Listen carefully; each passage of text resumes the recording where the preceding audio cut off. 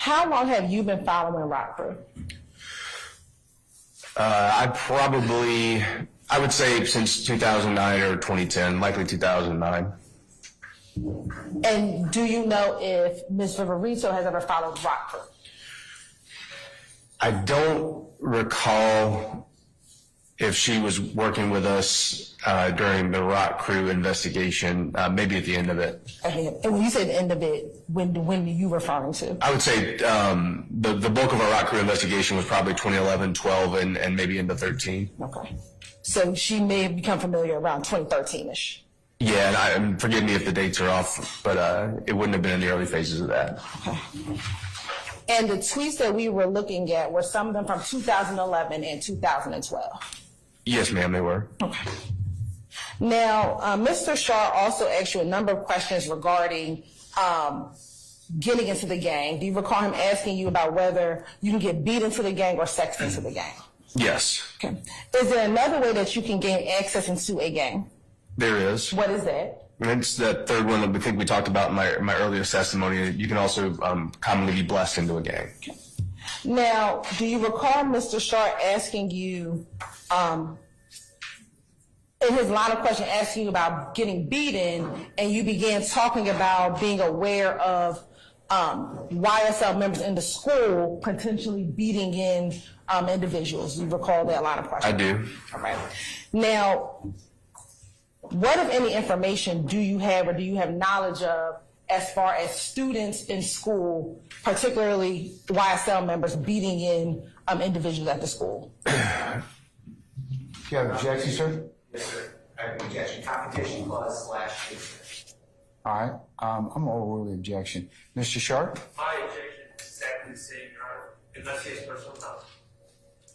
Overruled. You may answer. I've reviewed police reports over a number of years where we had fights in schools related to YSL gang activity, and I didn't review specific reports before today as far as those fights that occurred. During cross-examination, Mr. Shard, you were also asked a question about whether someone can unilaterally join YSL. Do you remember that? I do. And you said no, but you were not given the opportunity to explain. Based on your knowledge, training, experience, why don't you think that someone can unilaterally join the gang YSL? Well, and I think I've said this potentially before, but the gang determines who the gang's members are, and in my experience and through our investigation, the gang members themselves make a distinction between those that they believe are members of the gang and those that are not.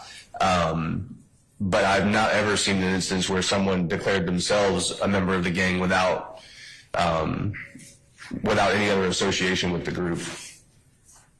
Mr. Shard asked you about a book of knowledge. Do you remember that? I do.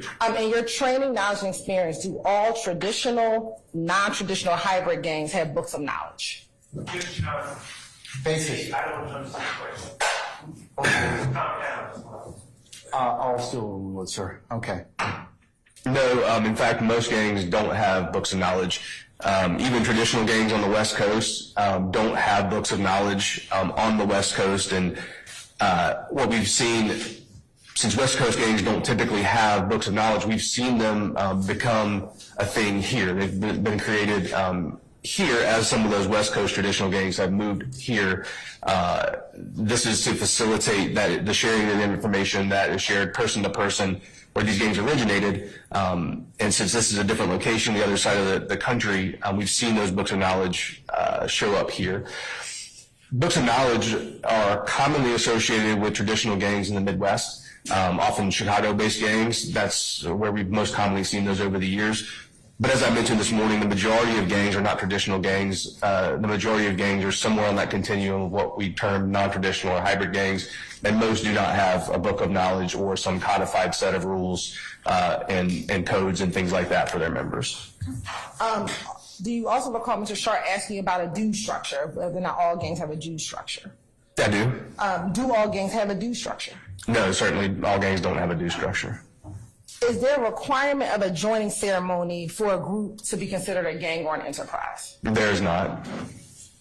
Is there a requirement for a book of knowledge for a group to be a gang or an enterprise? There's not. Is there a requirement for there to be a due structure for a gang to be considered, for a group to be considered a gang or an enterprise? No, ma'am, there's not. Now, if a group does not have a joining ceremony, a book of knowledge, or a due structure, how do you determine if that group is a gang? Again, we go back to the definition that we started with from the beginning, which is This gets into the law, jurisdiction from the court, objection. I'll sustain the objection to the former question, Madam. You probably need to rephrase that. Okay. Is this what you've already testified to, how it's already determined? yes, ma'am, it is. On cross, Mr. Sharp asked you about certain members and founders of YSL. Do you remember that line of questioning? I do. As a department, God bless you, as a department, how many members of YSL have you identified? I believe we've identified. And answer. Overruled. I believe we've identified over 100 members and associates of YSL.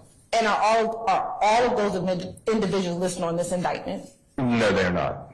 And you were asked specifically about Fermondo Crenshaw and whether he claimed to be a founder of YSL. Do you remember that? I do. To your knowledge, has Mr. Williams, Mr. Jeffery Williams, Mr. Walter Murphy, and Mr. Trontavious Stevens ever acknowledged Fermondo Crenshaw as a founder of YSL? Not to my knowledge, no.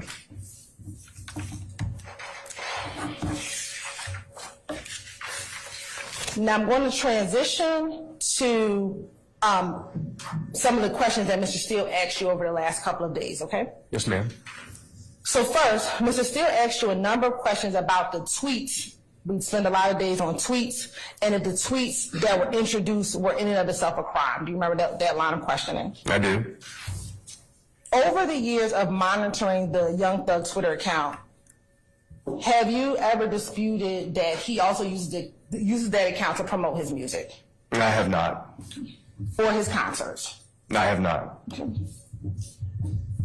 And also reviewing his account, have you seen where he also promotes his gang or his gang affiliation? I have. Your Honor, Basis.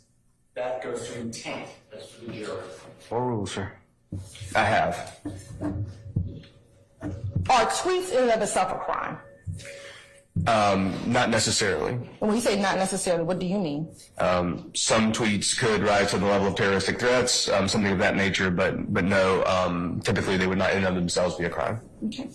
And Mr. Steele also asks if being in a gang in and of itself or associating with a gang is a crime. Is it a crime to be in a gang? It is not a crime to be in a gang. Is every piece of evidence a crime? That I will object to, because I sustain the objection. It's been overruled too. When you're evaluating a case, do you look at each piece of evidence separately or do you look at it all collectively? objection. The court's comment beyond. I'm going to sustain it for other reasons. But he is a... I'm going to sustain it for other reasons. All right, let me ask you this. Hypothetically, is leaving a shirt at an armed robbery a crime in and of itself? No, it is not. Hypothetically, is writing words on a piece of paper, say for example, I robbed John Doe with a gun, a crime in and of itself? No, it is not. Hypothetically, is finding the DNA on the shirt that is left at the armed robbery scene a crime by itself? No, it's not. Hypothetically, can leaving the shirt at the armed robbery scene plus finding the DNA plus finding the note provide evidence of whether a person committed that particular armed robbery? Yes, it certainly could.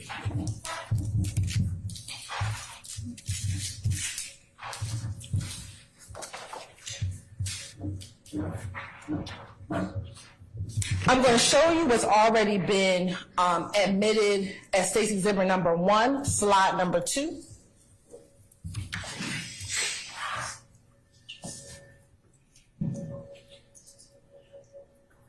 Now, this is the same training that you spoke about back in November of last year. Yes, ma'am, it is. Now, when you look at tweets as a piece of evidence, would that factor in any part of this gang training when you're trying to ascertain whether or not a crime was in furtherance of a gang? Your Honor, You have an objection, sir? You got to state objection, and I'm going to ask you the basics. So, Yes.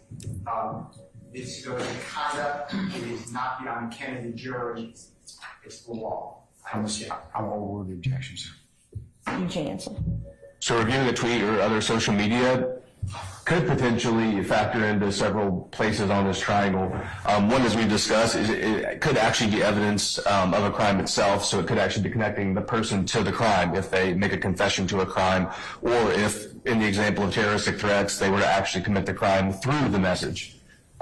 Additionally, as we're trying to determine if this person is employed by or associated with the gang, some social media could provide assistance with us identifying whether they are claiming or participating in a criminal street gang, again, which in and of itself wouldn't be the crime, but could be evidence of their association with the gang.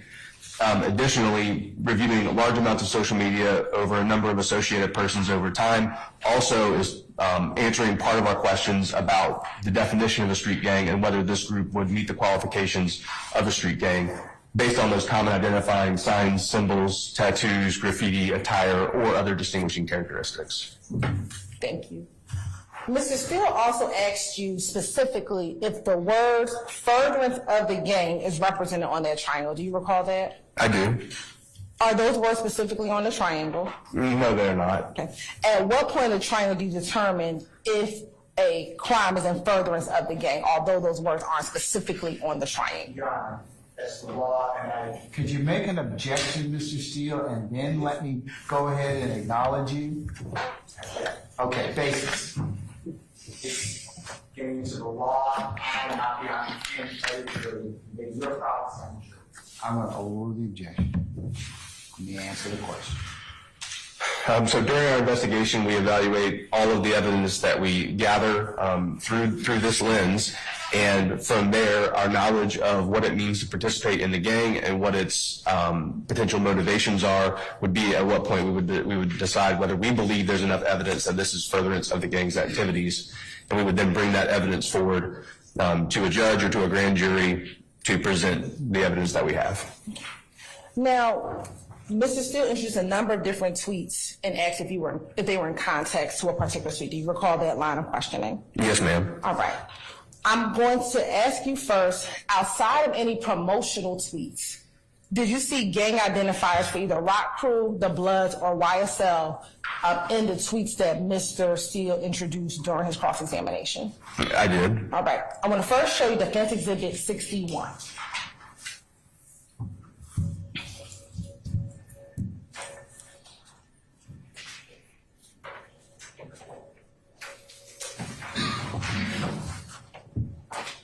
And if we can zoom in.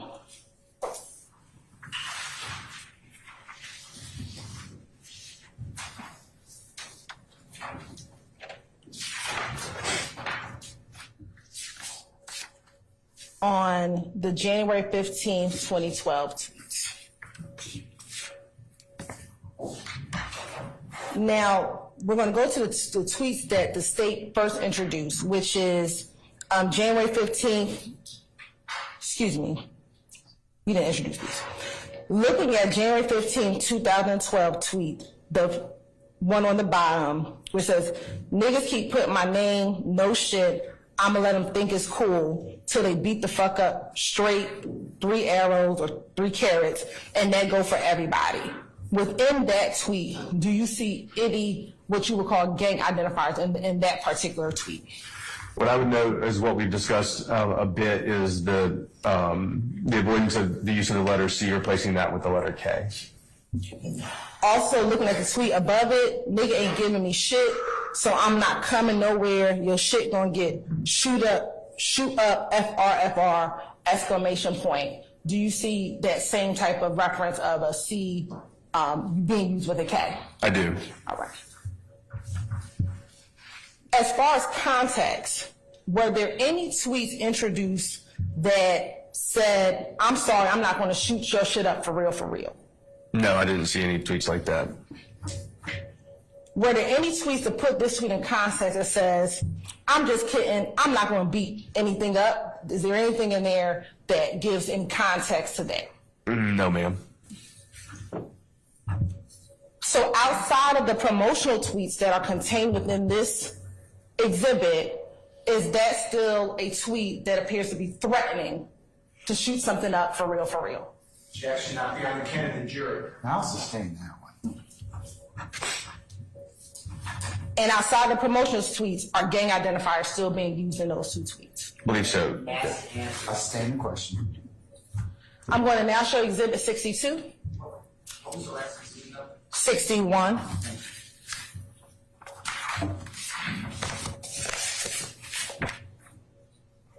This is 62? Yes. All right.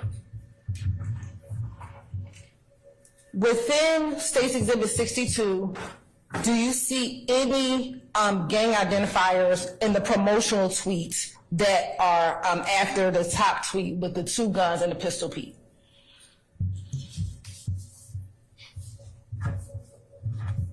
I don't believe so. Okay. And with the two guns and pistol Pete, is there any significance about the two guns next to the pistol Pete?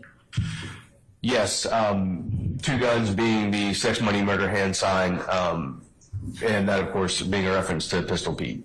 All right. Now I'm going to show you Defense Exhibit 64.